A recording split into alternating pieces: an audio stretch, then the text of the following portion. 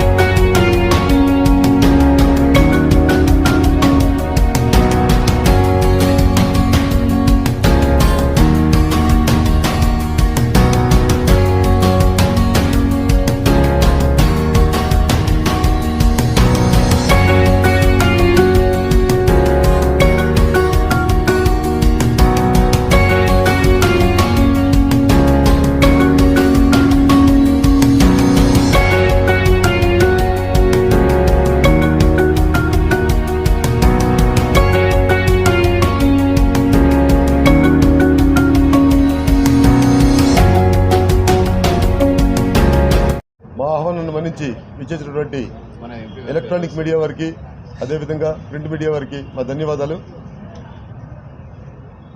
భారతదేశంలోనే మొట్టమొదటిసారిగా ఆక్రోటిక్ టనల్ ఈరోజు మన హెచ్ఎండిఏ గ్రౌండ్స్ ముసాపేటలో ట్రక్ పార్కింగ్ గ్రౌండ్స్లో ఏర్పాటు చేయడం జరిగింది. ఈ ప్రదర్శన రేపు సాయంత్రం నుంచి మన హైదరాబాద్ నగరవాసులకు అందుబాటులోకి రానున్నది. దీంట్లో ప్రత్యేకంగా చెప్పాలంటే ఈ అక్రోటిక్ టనల్ అంటే ఇది కంప్లీట్గా పూర్తిగా కూడా అక్రోటిక్ గ్లాస్ తోటి ఏర్పాటు చేసినటువంటి టనల్ ఇది పూర్తిగా. దీంట్లో ప్రప్రదంగా చెప్పాలంటే భారతదేశంలోనే మొట్టమొదటిసారిగా ఎక్కడో సముద్ర జలాల్లో స్కూబా డైవ్ చేస్తూ ఉంటే మనం చూస్తూ ఉంటాము, మన టీవీలో గట్రా ప్రోగ్రామ్స్ చూస్తూ ఉంటాము. సేమ్ యాజ్ ఇట్ ఈజ్గా ఎలా అయితే ఉంటుందో సముద్రంలో స్కూబా డైవింగ్ ఏ విధంగా ఉంటుందో అదేవిధంగా ఇక్కడ ట్యాంక్స్ ద్వారా స్కూబా డ్రైవర్స్ మన చిన్నారి పిల్లలందరికీ కూడా కనువిందు చేసేందుకు కోసం ఇక్కడ ఏర్పాటు చేశాము.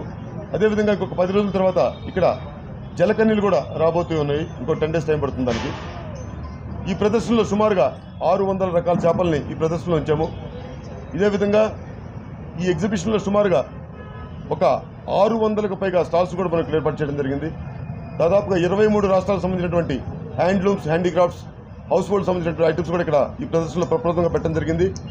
దీంతోపాటు లేటెస్ట్ అమ్యూజ్మెంట్ రైడ్స్ అయితే ఉన్నాయో సుమారుగా 23కు పైగా లేటెస్ట్ అమ్యూజ్మెంట్ రైడ్స్ కూడా ఈ ప్రదర్శనలో మనం పెట్టడం జరిగింది. దీంతోపాటు ఈ ఎగ్జిబిషన్ ముఖద్వారంగా ఒక పిరానా ఫిష్ని మనం సుమారుగా ఒక 25 అడుగుల వెడల్పు, 80 అడుగుల పొడుగున ఈ ఫిష్ని ఇక్కడ మనం ఏర్పాటు చేశాము. ఇది ఎగ్జిబిషన్ ముఖద్వారంగా ఉండబోతుంది. ఈ ప్రదర్శనలో ఇచ్చేసిన సందర్శకులకి మీ ద్వారా మేము తెలియపరుచుకునే విన్నపం ఏంటంటే దీనికి parking area exhibition back side మాత్రమే ప్రొవైడ్ చేయడం జరిగింది. సుమారుగా 8 ఎకరాల ప్రాంగణాన్ని ఈ పార్కింగ్ కోసం మనం సిద్ధం చేశాము. దీనికి సందర్శకులు వచ్చే మార్గం మన కూకట్పల్లి ట్రాఫిక్ పోలీస్ స్టేషన్ ముందు నుంచి ఎంట్రీ ఉంటుంది. అదేవిధంగా బయటికి వాహనాలు పోయేటప్పుడు మన బ్యాక్ సైడ్ ఉన్నటువంటి ఒక స్కూల్ ఉంది, అక్కడ స్కూల్ మార్గం ద్వారా బయటకు వెళ్లే విధంగా ఏర్పాటు చేయడం జరిగింది. ఈ ప్రదర్శన 60 రోజుల పాటు మాత్రమే మన హైదరాబాద్ ప్రజలను అందరినీ కూడా అలరించనుంది. ఈ ప్రదర్శన ప్రతిరోజు మధ్యాహ్నం అంటే 11 గంటల నుంచి, ఉదయం 11 గంటల నుంచి రాత్రి 10 గంటల వరకు ఉంటుంది.